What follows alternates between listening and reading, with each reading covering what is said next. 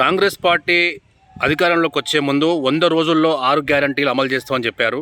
6 గ్యారంటీలు అమలు చేయడంలో కాంగ్రెస్ పార్టీ పూర్తిగా విఫలమైంది. అటు అందరినీ మోసం చేసి అధికారంలోకి వచ్చిందని చెప్పి బీఆర్ఎస్ శ్రేణులు అంటున్నారు. కాంగ్రెస్ పార్టీ 3 నెలల్లో 6 గ్యారంటీలు ఇస్తామని అన్నారు. అదే ప్రకారంగా 6 గ్యారంటీలు ఇచ్చిండ్రు. అందులో విఫలం అనేది లేదు. ప్రతి ఒక్క లాభాలు అందుతూనే ఉన్నాయి. మహిళలదే కానీ, గ్యాస్దే కానీ, కరెంటుదే కానీ, ఇందిరం మిల్లే కానీ, ఇందిరం మిల్లు కూడా ఇప్పుడు ఎలక్షన్ కోడ్లు అని చెప్పేసి వాళ్ళు ఏదో ఇది చేసుకుంటూ మబ్బు పెడుతూ మమ్మల్ని అనాలనే, మమ్మల్ని కాంగ్రెస్ పార్టీని బదనం చేయాలనే విధంగా తప్ప పాపం వాళ్ళు ఎటు పాలుపోక మళ్ళీ మేము ఓడిపోయే పరిస్థితి ఉన్నది. కనీసం ఒక సీటు కూడా మాకు రాదు. మా దాంట్లో కట్టిన ఎంపీ సీట్లకు టికెట్లు అనౌన్స్మెంట్ చేసిన తర్వాత కూడా భయానికి బయటికి వెళ్ళిపోతున్నారు కదా. ఇదన్నా మేము ఏదో చెప్పుకుంటామని చెప్పి ఇలాంటి అబద్ధం కోరి మాటలు చెప్తున్నారు తప్ప కాంగ్రెస్ పార్టీ ఎప్పుడు ఏ విధంగా అయినా కూడా వెనకకు తగ్గేది ఉండదు. వాళ్ళు ఇచ్చిన ప్రకారంగా ఆ మాట నిలబెట్టుకునేదానికే ఈ ఎంపీ ఎలక్షన్లో కూడా మేము పనులు చేసుకుంటూనే తిరుగుతాము.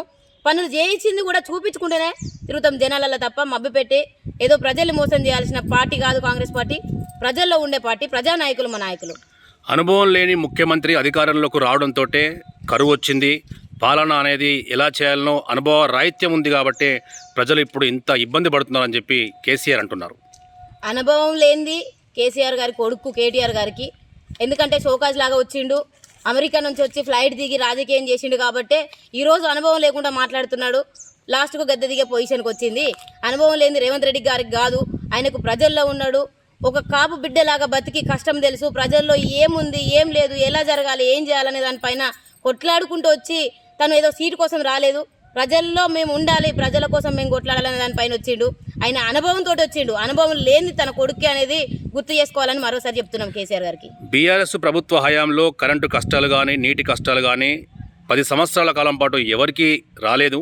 కానీ కాంగ్రెస్ పార్టీ పుణ్యమా అంటూ ఈరోజు మళ్ళా పూర్వ స్థితిని ప్రజలు అనుభవిస్తున్నారు అని అంటున్నారు. దీనిపై కరెంటు కష్టాలు ఇప్పుడు కాదు, వైఎస్ రాజశేఖర రెడ్డి ఉన్నప్పుడే కరెంటు బిల్లు బంద్ అని చెప్పేసి, రైతుకు రుణమాఫీ అని చెప్పేసి, ఇందిరా మిల్ అని చెప్పిందే కాంగ్రెస్ ప్రభుత్వం.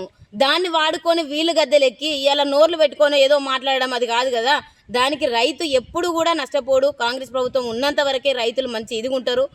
నీళ్ళకు కానీ, నిధులకు కానీ దేనికి కాంగ్రెస్ ప్రభుత్వం వల్లే ప్రతి పేదవాళ్ళు బాగుపడేదంటేనే కాంగ్రెస్ ప్రభుత్వం.